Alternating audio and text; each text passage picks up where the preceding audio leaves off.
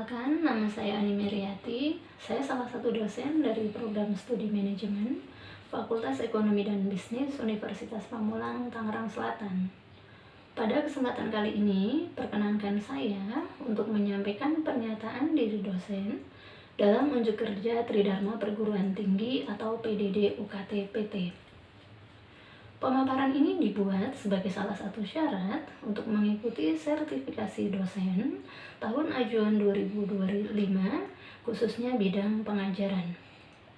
Selanjutnya, saya akan memulai dengan deskripsi umum salah satu mata kuliah yang pernah saya ampu, yaitu mata kuliah akuntansi manajemen, yang merupakan salah satu mata kuliah wajib yang harus ditempuh oleh mahasiswa program studi manajemen program sarjana pada semester 5 dengan bobot 3 SKS. Setelah mempelajari mata kuliah ini, mahasiswa diharapkan mampu memahami konsep akuntansi manajemen, konsep dan perilaku biaya, kalkulasi biaya dengan beberapa metode, serta mampu membuat laporan akuntansi manajemen yang dapat berguna dalam membantu proses perencanaan, pengendalian, dan pengambilan keputusan manajemen. Adapun topik-topik yang dibahas dalam mata kuliah ini meliputi konsep akuntansi manajemen, konsep dan perilaku biaya, kalkulasi biaya tradisional, kalkulasi biaya berdasarkan aktivitas, kalkulasi biaya tepat waktu, kalkulasi biaya pesanan, kalkulasi biaya proses, dan kalkulasi biaya penuh. Selain itu, dibahas juga topik mengenai manajemen berdasarkan aktivitas, produktivitas, biaya relevan, perencanaan laba jangka pendek, penganggaran modal, serta reorganisasi dan merger. Metode yang digunakan dalam pembelajaran mata kuliah ini menggunakan metode blended learning yang memadukan antara pembelajaran tatap muka yang dilakukan secara langsung di kelas dan pembelajaran daring melalui Learning Management System milik Universitas Pamulang yang dapat diakses oleh dosen maupun mahasiswa melalui www.mentari.unpam.ac.id.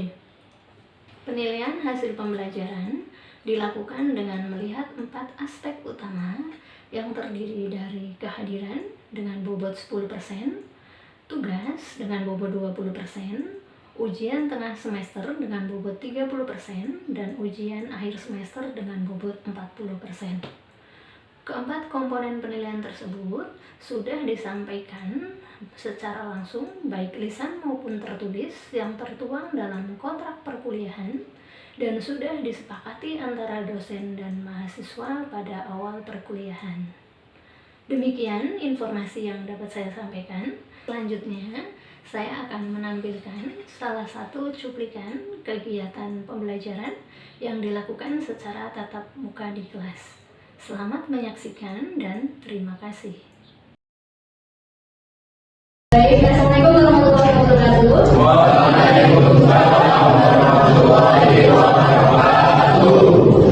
Ya teman-teman, selamat berjumpa kembali di mata kuliah kita ya, mata kuliah akuntansi manajemen. Sebelum kita mulai perkuliahan hari ini, alangkah baiknya kita mulai dulu berdoa kepada dan kepercayaan masing-masing dimulai.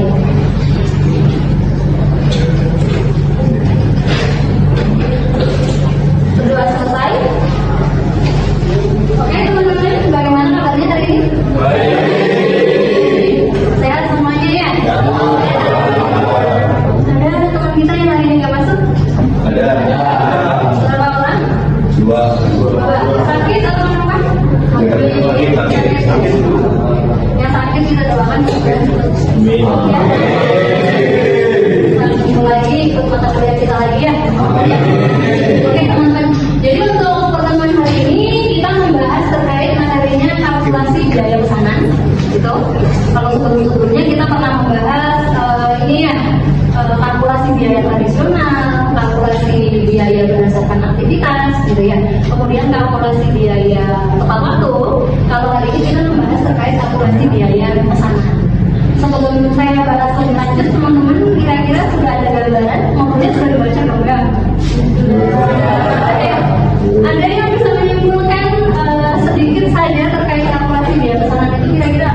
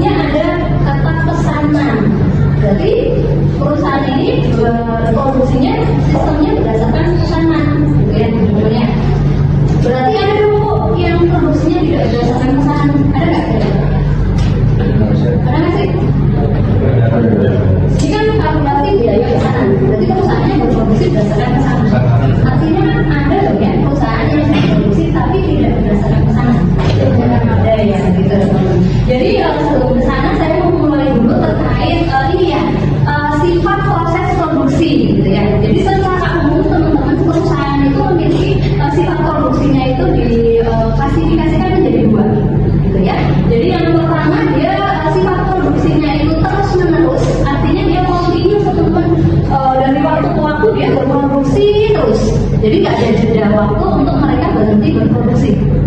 Tapi ada juga yang sifat yang kedua ini yang produksinya terputus-putus. Maksudnya terputus-putus berarti ada jeda waktu tertentu untuk melanjutkan proses produksi selanjutnya, gitu ya teman-teman ya. Nah, kalau yang berproduksi secara terus-menerus, continue gitu ya, itu tidak kita bahas di pertemuan hari ini, tapi kita bahas di pertemuan depan. Gitu. Contoh sederhananya perusahaan yang berproduksi secara terus-menerus itu misalnya perusahaan yang menghasilkan produk-produk standar. Nah, ini kita bahas yang kalkulasi biayanya, kalkulasi biaya pesanan berarti perusahaannya ini proses produksinya yang sifatnya terputus-putus. Artinya ada jeda waktu tertentu untuk mereka berhenti dulu nih, nggak berproduksi dulu nih untuk sekian waktu, nanti dilanjutkan lagi berproduksi lagi, nanti bisa saja mereka berhenti lagi berproduksi lagi, gitu ya. Nah, ini yang akan kita bahas di pertemuan hari ini, gitu ya. Mungkin langsung saja ke pengertian ya teman-teman ya. Jadi sebelum ke pengertian ini beberapa topik yang akan kita bahas. Jadi topik pembahasan ini nanti yang akan menjadi tujuan pembelajaran juga ya teman-teman ya. Jadi setelah belajar 1 sampai 5 topik ini, nanti teman-teman yang pertama berarti teman-teman harus paham terkait dengan pengertian kalkulasi biaya pesanan, gitu ya. Kemudian yang kedua, karakteristik perusahaan yang menggunakan kalkulasi biaya pesanan. Jadi perusahaannya itu nanti punya karakteristik tersendiri. Tadi yang berproduksi secara terus-menerus sama yang berproduksi terputus-putus nanti kan punya karakter yang membedakan di antara keduanya. Kemudian yang ketiga, karakteristik kalkulasi biaya pesanan itu sendiri. Jadi cara pengkalkulasiannya itu seperti apa sih, nanti punya ciri khas atau karakteristik yang membedakan dengan kalkulasi biaya yang satu lagi yang akan kita bahas sekarang. Kemudian kartu harga pokok pesanan. Jadi salah satu cirinya di kalkulasi biaya pesanan ini nanti ada yang namanya kartu harga pokok pesanan, gitu ya. Jadi nanti setelah belajar di teori materi hari ini, teman-teman nanti harus bisa setidaknya membuat kartu pesanan, gitu ya. Kemudian yang selanjutnya soal dan pembahasan tentu ya.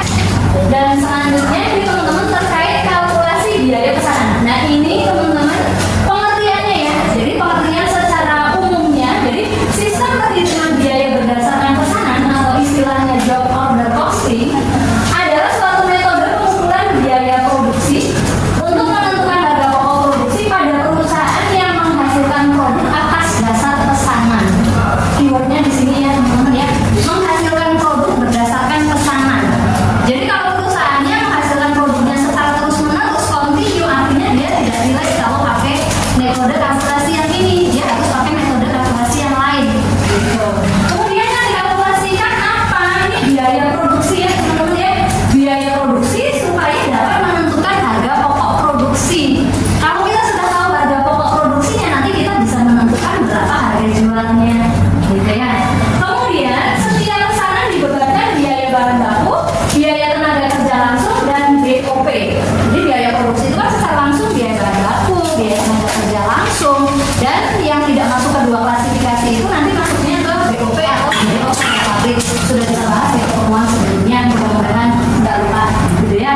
Kemudian diingat teman-teman menggunakan nomor order karena dia pesanan by pesanan, gitu ya. Jadi setiap pesanan dikasih yang namanya nomor order.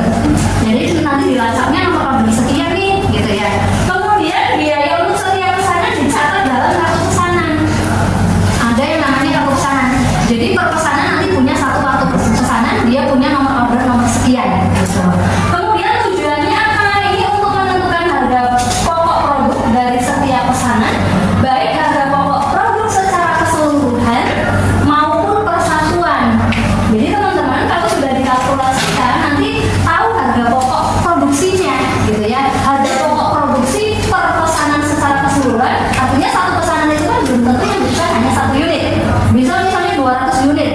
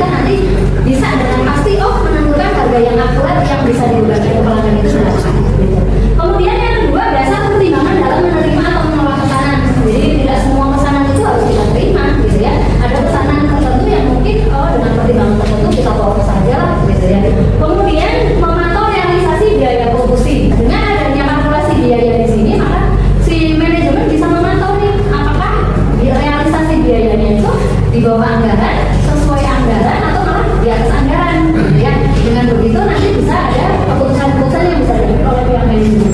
Kemudian menghitung laba atau rugi setiap pesanan. Jadi setiap pesanan ini nanti dihitung, setelah dihitung, oh ternyata laba atau rugi sih, ternyata pesanannya itu menguntungkan atau hanya BEP saja, atau malah rugi, gitu ya. Jadi kalau nggak ada kalkulasi semacam ini, nanti kita menebak-nebak nanti tidak akurat keputusan yang akan diambil. Kemudian yang kelima, menentukan harga pokok persediaan produk jadi dan produk dalam proses yang akan disajikan dalam neraca. Kemudian teman-teman yang selanjutnya, karakteristik perusahaan yang menggunakan job order costing. Jadi tadi saya sampaikan perusahaan itu memiliki karakteristik tersendiri. Nanti dengan membaca karakteristik ini maka bisa menentukan yang dipakai itu job order costing atau sistem costing yang lain, gitu ya. Untuk yang pakai job order costing ini teman-teman karakteristiknya yang pertama, pembuatan produk terjadi secara terputus-putus. Jadi proses produksinya terputus-putus seperti yang tadi pernah kita sampaikan di awal ya. Kemudian produk yang dihasilkan sesuai dengan spesifikasi yang ditentukan oleh pelanggan.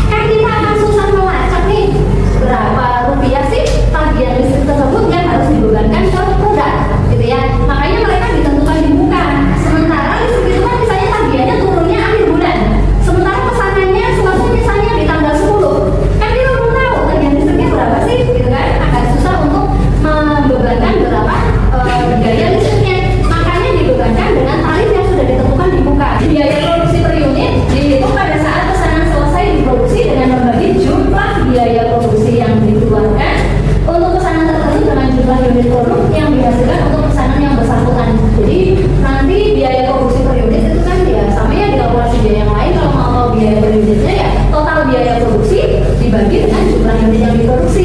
Misalnya tadi kalau biaya produksi untuk 10 unit pesanan misalnya 10 juta, totalnya dari biaya bahan baku, biaya tenaga kerja langsung, BOP totalnya 10 juta. Jumlah unit yang diproduksi 10 unit, kan berarti per unit 10 juta dibagi 10 unit 1 juta masing-masing gitu ya.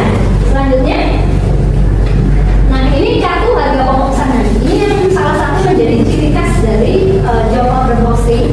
Di antaranya di dalamnya itu ada yang namanya kartu harga pokok pesanan. Ini teman-teman, kartu harga pokok pesanan ini merupakan catatan yang paling penting dalam metode harga pokok pesanan.